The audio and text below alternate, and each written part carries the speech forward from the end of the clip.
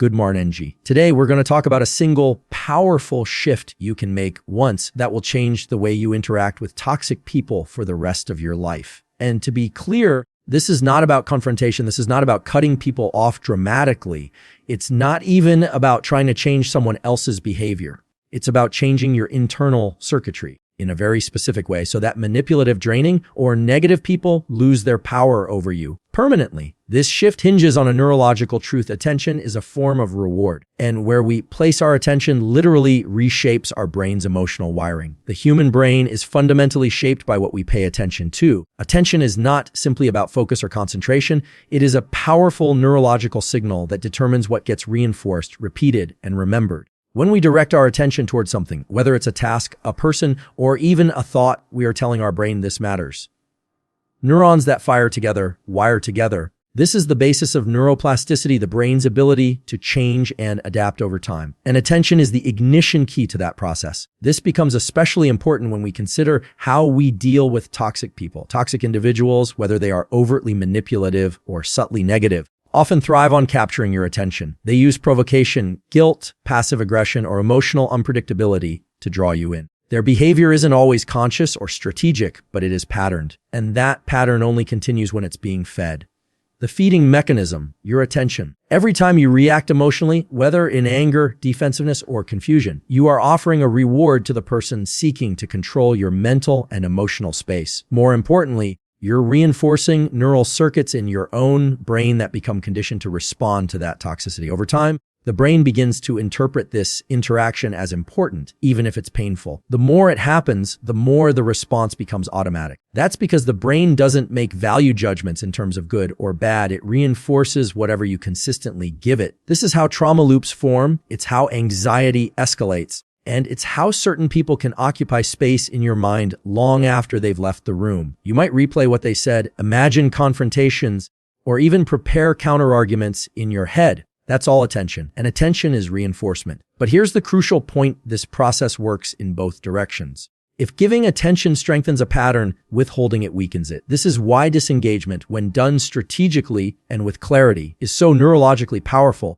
When you refuse to give your emotional energy to a toxic person, you are not just setting a psychological boundary. You are initiating a rewiring process in your brain. You are reducing the salience of that stimulus. Over time, the emotional charge begins to dissipate. What once triggered you now barely registers. That's not suppression. That's neural reorganization. Now, many people mistakenly believe that attention is only about what we look at or what we listen to. But attention is also what we ruminate on. The brain doesn't distinguish between what's happening in the external world and what you're vividly simulating internally. So if you're constantly replaying interactions with toxic people, even if you're doing it in an effort to figure things out, you are still directing attention toward them. That's not clarity, that's entanglement. To break free, you must make a deliberate decision to reclaim your attention. This can feel unnatural at first, especially if you've spent years being emotionally reactive or feeling responsible for other people's moods. But every time you notice the impulse to react and instead choose to pause, you are strengthening your prefrontal cortex, the part of the brain involved in executive control and emotional regulation. That pause creates space. And in that space, the brain can begin to unlearn old patterns. One effective way to reinforce this new pattern is to redirect your attention immediately and with intention towards something neutral or constructive. This could be your breath, your body, a task at hand, or even a piece of music. The goal is to interrupt the reward loop that toxic people are trying to hook you into. Over time, as you withdraw attention and replace it with grounding activities, your brain begins to associate peace and clarity with disengagement. This is how you decondition the emotional grip that toxic people may have held over you. What's essential to understand here is that the brain is highly responsive to consistent inputs. It doesn't change through occasional insights or one-time declarations. It changes through daily, repeated action. So when you consistently withhold attention from manipulation, drama, or emotional baiting, you are literally telling your brain this is no longer relevant. That is when transformation happens, not just mentally, but neurologically. Attention is your most valuable form of psychological currency. Spend it wisely because what you attend to, you become neurologically bonded to. And once you master that, toxic people will no longer have access to the circuits that once gave them power. Reactivity is often misunderstood as a personality trait or an emotional flaw, when in reality, it's a conditioned neurological loop. It's a pattern your brain has learned over time, usually through repetition and reinforcement. Every time you respond to a trigger with anger, anxiety, defensiveness, or any strong emotion, you're engaging in a predictable loop of stimulus and response. The more often you run that loop, the more efficient your brain becomes at executing it. What starts as an occasional reaction becomes a default mode of behavior. And like any habit, reactivity can become automatic, happening before you've had a chance to even think it through. At the core of this loop is the way your brain processes threat. The human nervous system is designed to detect and respond to potential danger. But this system is not perfect. It's deeply biased toward overreaction because that's what kept our ancestors alive. When you're around toxic people, especially those who are emotionally manipulative or unpredictable, your brain interprets their behavior as a potential threat. Whether it's a sharp comment, a dismissive tone, or passive aggression, your limbic system, the emotional center of the brain, activates. Specifically, the amygdala lights up, preparing your body for a fight or flight response. This reaction is often accompanied by a flood of stress hormones, increased heart rate, shallow breathing, and a narrowing of attention. In this state, the brain is not interested in logic or nuance. It wants to respond, and if you've been in similar situations before, your brain likely has a pre-programmed response ready to go, snapping back, defending yourself, or shutting down completely. This is the habit loop in action. It's not a conscious choice. It's a deeply ingrained automatic process. But here's where the science of neuroplasticity becomes crucial. Just as these loops were formed through repetition, they can be disrupted through awareness and intentional action. The first step is recognizing the early signs that you're entering the loop. This might be a physical sensation, a tightness in your chest, a spike in your pulse, a sudden change in your breathing. It might be a thought pattern, defensiveness, catastrophizing, or the urge to prove yourself. These are all signals that the reactive circuit is activating. The key is to intervene early before the full emotional cascade takes over. This is where mindfulness and self-regulation tools become powerful. A single breath taken consciously at the moment of tension can interrupt the loop. It might not stop the emotion entirely, but it slows down the chain reaction long enough for the prefrontal cortex, the rational part of the brain, to engage. This pause is not just psychological, it's neurological. Each time you insert this pause, you weaken the automatic nature of the habit loop. Over time, this practice changes the architecture of your brain. You begin to create a new pathway from trigger to observation, not reaction. Instead of being pulled into someone else's chaos, you begin to observe it as a pattern, something external to you, not a command your nervous system has to obey. This is where real freedom begins. The toxic person may not change, but your relationship to their behavior transforms. You no longer react, you respond, and sometimes the most powerful response is none at all. The other important piece is recognizing what happens after you react. Many people feel guilt or shame after a reactive episode. That internal narrative, why did I let them get to me again, can itself become part of the habit loop. It keeps the cycle alive by reinforcing the emotional intensity of the situation. Instead, view each reactive moment not as a failure, but as data. It shows you where the loop is strongest and therefore where the opportunity for rewiring is greatest. Like all habits, emotional reactivity doesn't dissolve overnight. It requires repetition of a new response or the deliberate non-response. But the good news is, every time you do this,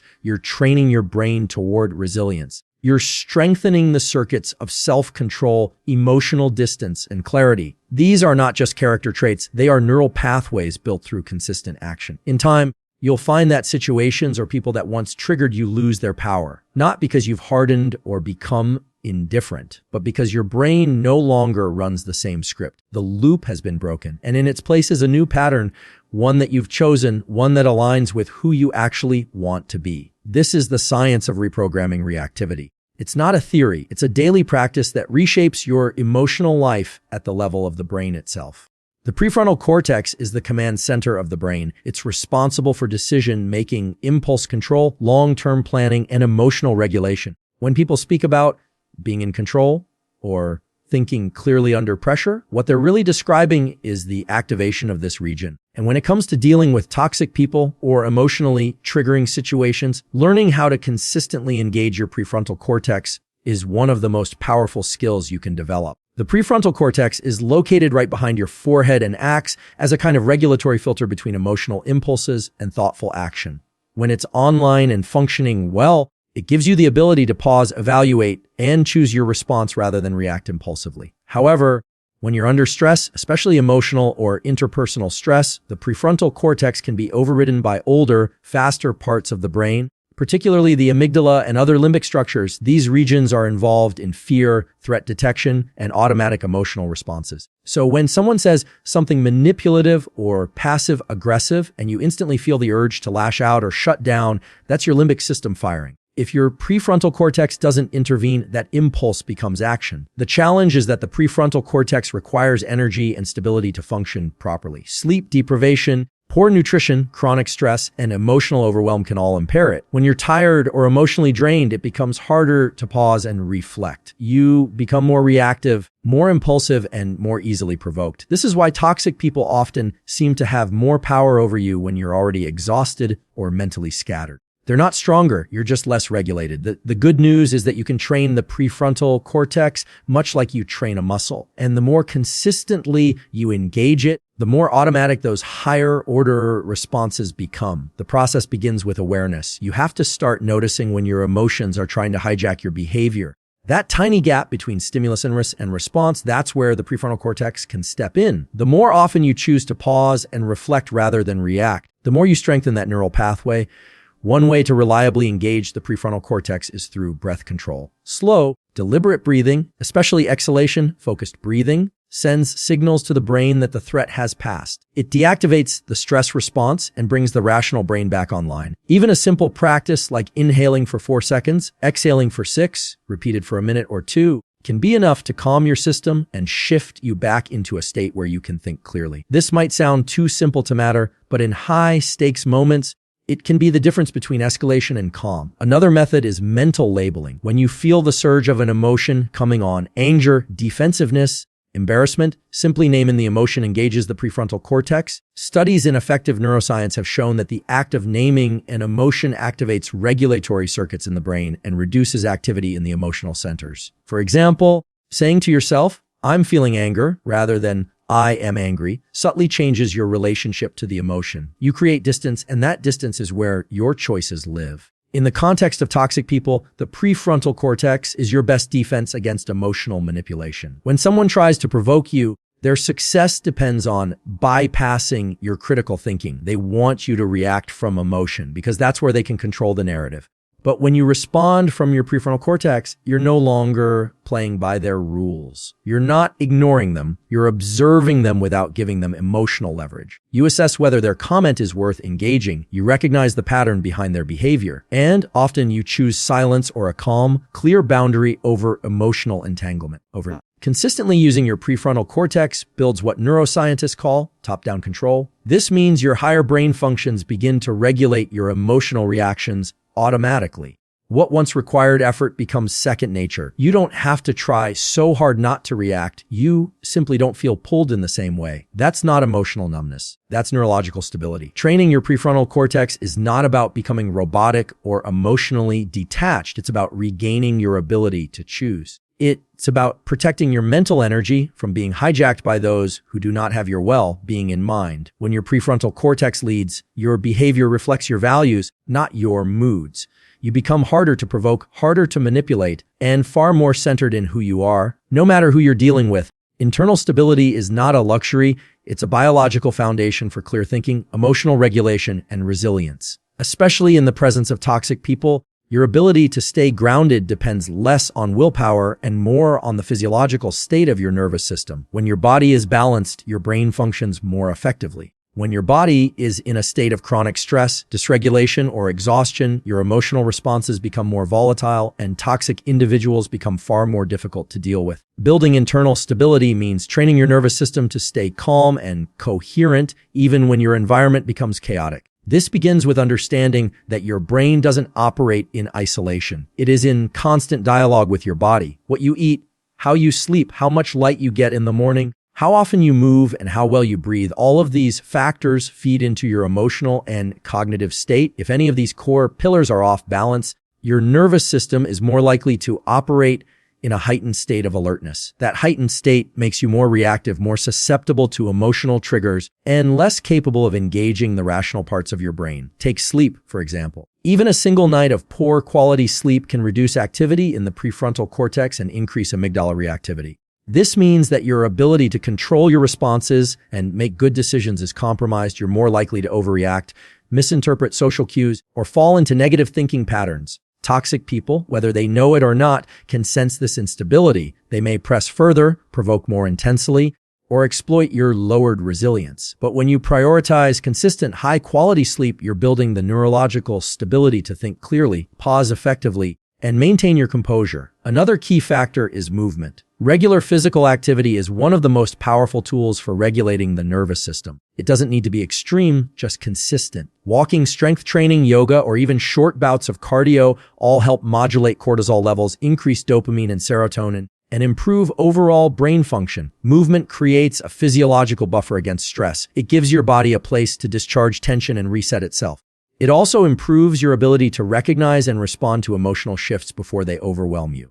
Light exposure, especially early in the day, is another underestimated factor in internal stability. The human circadian system is calibrated by light, and when you get sunlight within the first hour of waking, you anchor your brain and body to a stable rhythm. This improves mood, enhances alertness, and reinforces good sleep later at night. Without that rhythm, your stress hormones become erratic, your energy fluctuates, and your emotional tone becomes unpredictable. Toxic people often thrive on inconsistency. They pull you into emotional confusion. A regulated circadian rhythm is your first defense against that chaos. Nutrition plays a similar role. Blood sugar instability, excessive caffeine, processed foods, and nutritional deficiencies all contribute to mood swings, anxiety, and decreased cognitive control. A nutrient-dense diet that stabilizes blood sugar, rich in protein, healthy fats, complex carbs, and micronutrients, provides the brain with the raw materials it needs to function optimally. When you're well nourished, your emotional responses are less dramatic, your thinking is clearer, and you're better equipped to maintain healthy boundaries without becoming emotionally entangled. Breathing is another cornerstone of internal regulation. Most people in a chronically stressed state breathe shallowly and rapidly without realizing it. This kind of breathing signals the brain that something is wrong.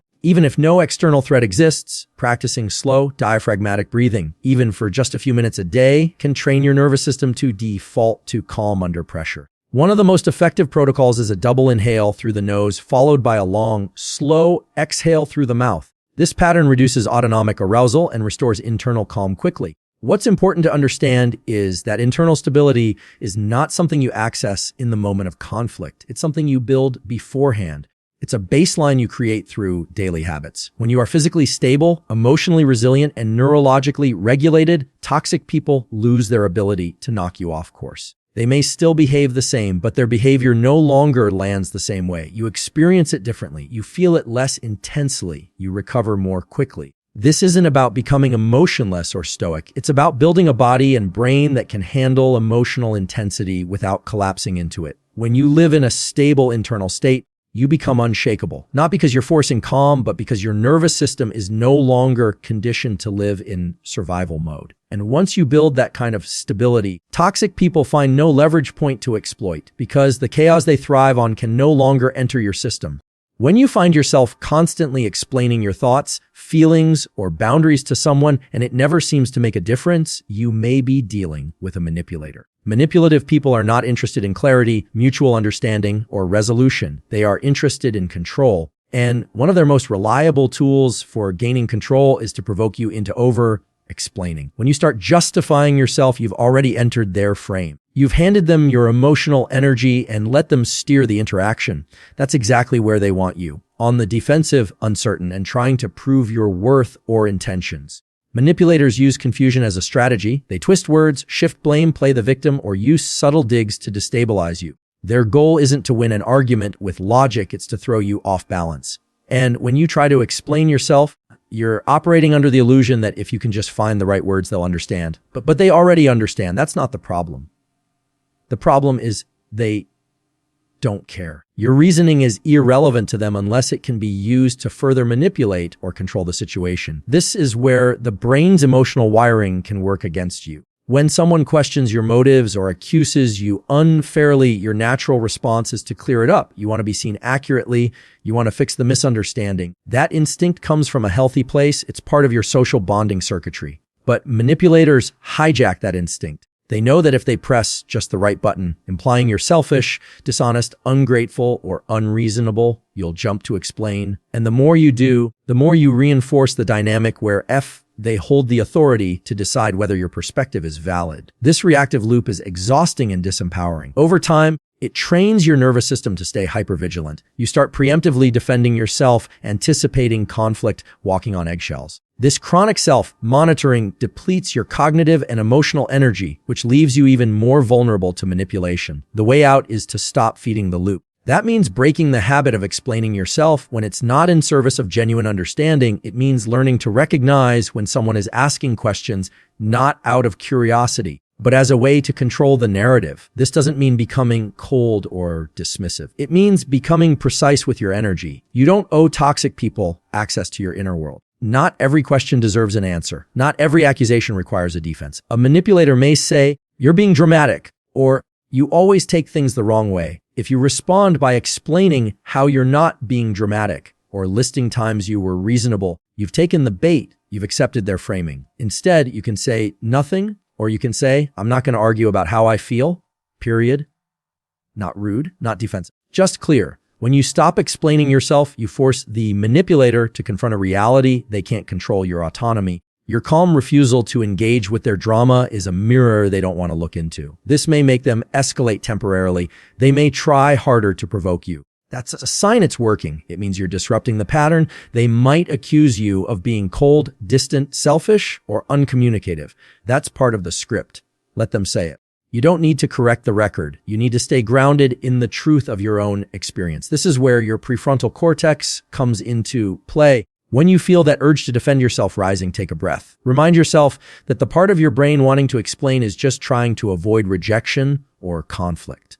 But in reality, explaining to someone who's not listening only deepens your own dysregulation. The most powerful move you can make is to remain emotionally neutral, physically calm, and verbally minimal. The shift happens when you realize yours matters more than being understood by someone who is committed to misunderstanding you. This is not giving up. This is choosing mental clarity over emotional chaos. You are not withdrawing. You are reclaiming your energy from conversations that were never honest to begin with.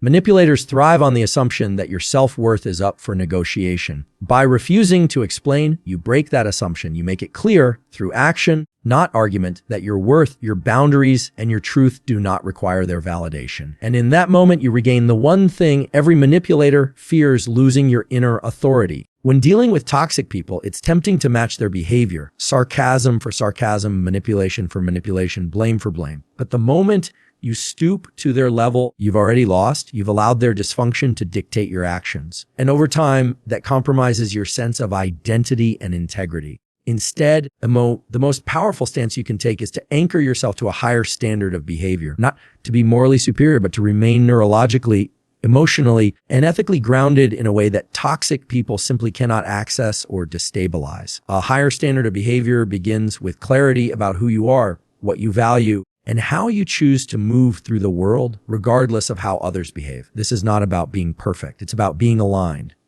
When you're anchored in your values, you don't let chaos dictate your conduct. You don't allow the emotional immaturity of others to draw you into games you didn't agree to play. That kind of discipline is not just psychological, it's physiological. It keeps your nervous system regulated, your mind clear, and your sense of self intact. This anchoring is critical because toxic people operate through emotional contagion. They pull you into reactive states. They provoke guilt, shame, anger, or confusion. And when you respond impulsively, lashing out, over explaining, withdrawing completely, they gain influence. You may feel like you're defending yourself, but often you're simply mirroring their instability. The antidote to this isn't suppression, it's elevation. When you consistently act from a place that reflects your higher standard, you interrupt the cycle.